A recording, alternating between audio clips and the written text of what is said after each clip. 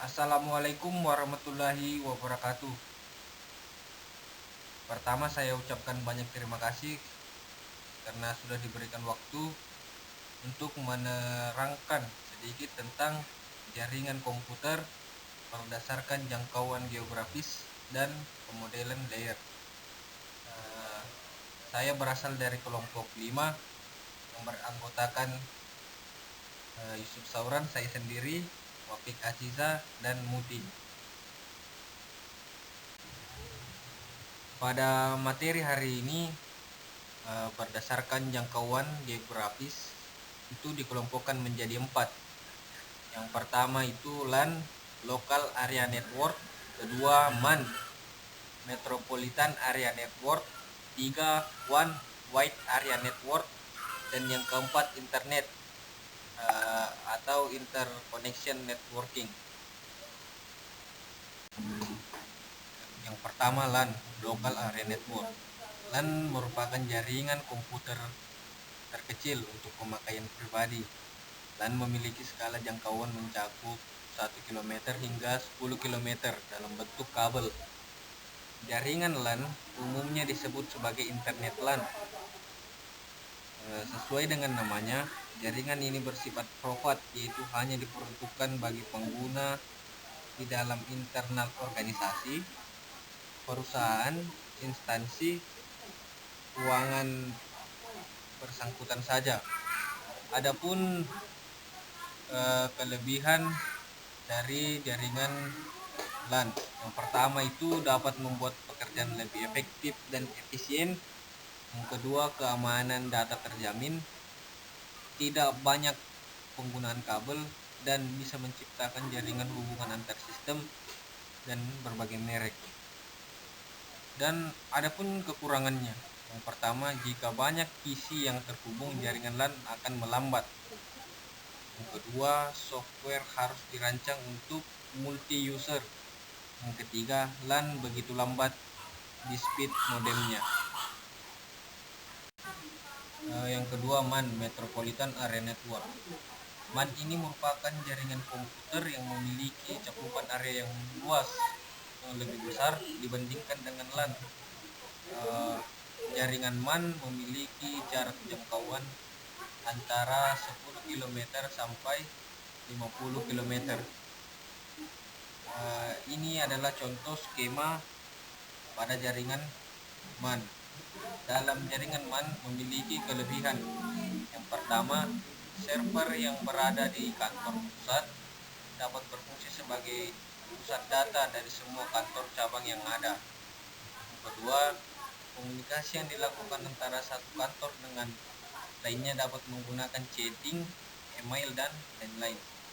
Dan yang ketiga, keamanan dari jaringan komputer MAN lebih baik.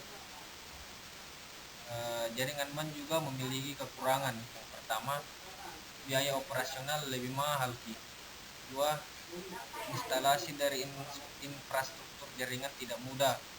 Tiga, jika terjadi trouble pada jaringan, semisal network troubleshoot, akan rumit untuk mengatasinya. Selanjutnya WAN, Wide Area Network.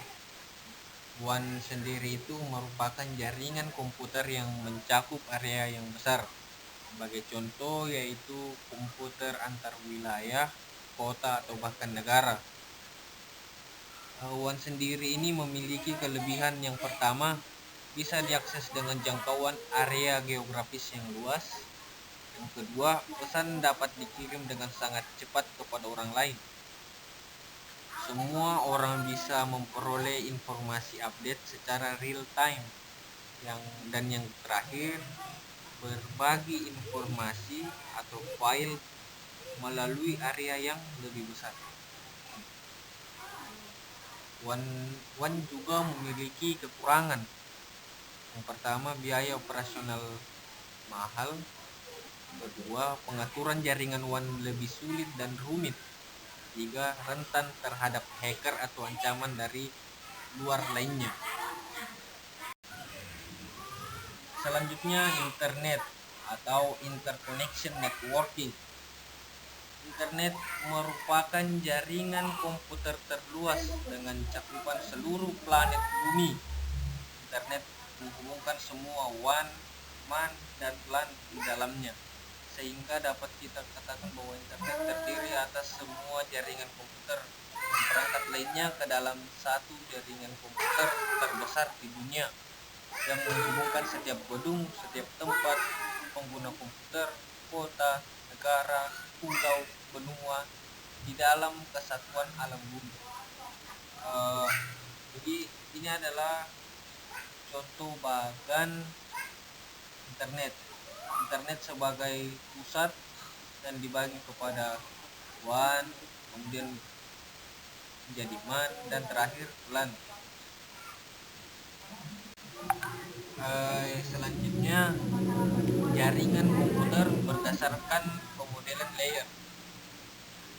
Di dalam jaringan komputer terdapat pemodelan secara hierarki atau berurutan untuk menggambarkan secara jelas tugas dari setiap lapisan atau layer pada jaringan komputer.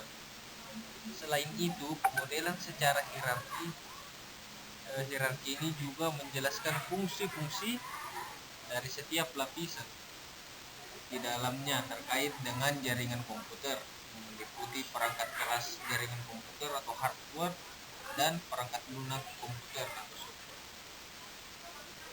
Secara umum, pemodelan layer pada jaringan komputer memiliki dua buah model utama. Kedua model utama tersebut yaitu pemodelan OSI atau Open Source Interconnection dan pemodelan layer TCP garing IP atau Transmission Control Protocol Internet Protocol. Sekian materi yang saya bawakan pada kesempatan hari ini. Kurang dan lebihnya mohon dimaafkan. Wabillahi taufiq wal hidayah. Wassalamualaikum warahmatullahi wabarakatuh.